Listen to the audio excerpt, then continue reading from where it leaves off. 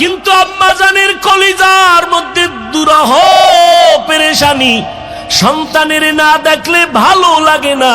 সন্তান পাহাড়ে চলে গেল ইবাদত করার জন্য, কিন্তু আমি বৃদ্ধা মা সন্তানের একটু দেখবো, কলিজা ঠান্ডা করব, এই সুযোগ আমার হলো না।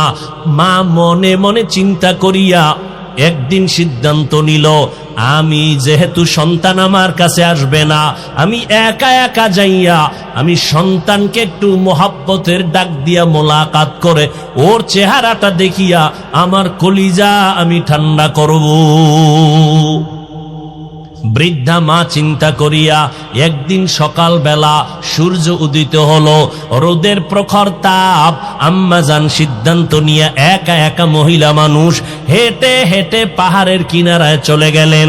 যাইয়া এবার পাহাড়ের উপরে উঁচু জায়গা, ওই পাহাড়ের চূড়া এত উঁচু, সন্তান ওখানে ইবাদত করে।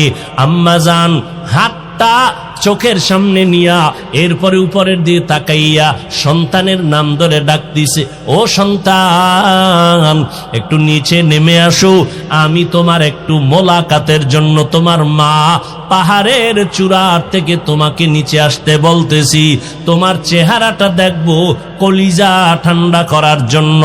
আমি ঘর থেকে রোদের প্রচন্ড তাপ, সূর্যের গরম, তারপরেও আমি মা তোমার মোহাব্বতের বিরহের বেদনা সহ্য করতে পারি নাই, একটু দেখা দাও। সন্তানের মা এভাবে ডাকতেছেন বারবার। সন্তান পাহাড়ের চূড়ায় ছোট্ট ঘরের মধ্যে ইবাদতে নামাজে দাঁড়ানো, মা যে ডাকতেছে সন্তানের কানে আওয়াজ চলে গেছে।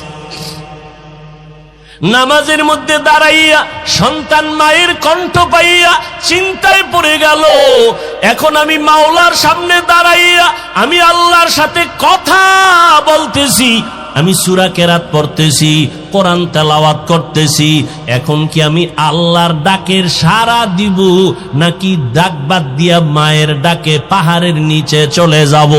এই চিন্তা করিয়া সিদ্ধান্ত নিল আমি আল্লাহর ইবাদত ছাড়ব না, মায়ের ডাকে সাড়া দিব না। আম্মাজান রৌদ্রের গরমে এতটা কষ্ট পাইয়া দীর্ঘ টাইম দাঁড়াইয়া এবার নিরুপায় হইয়া নিরাশ হইয়া আম্মাজান বাড়ির মধ্যে আবার চলে গেলেন। আর মনের মধ্যে একটু হালকা কষ্ট পাইলেন।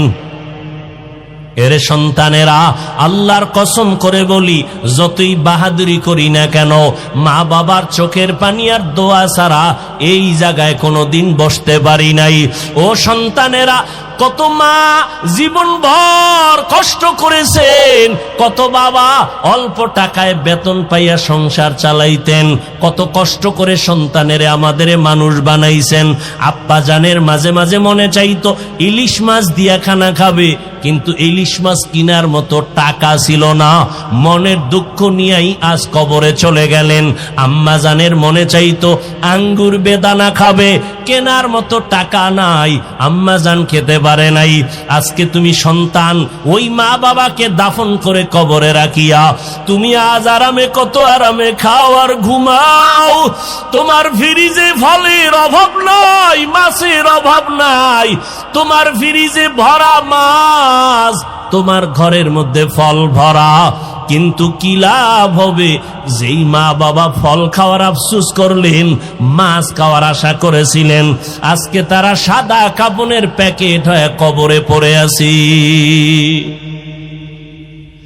ওই মা বাবার জন্য একটু কি চোখের পানি ছেড়ে দোয়া করতে পারো নাই রে যুবক? যেই মা বাবা তোমার আমার জন্য এত চোখের পানি ফেললেন, যেই মা বাবা তোমার আমার জন্য এত কষ্ট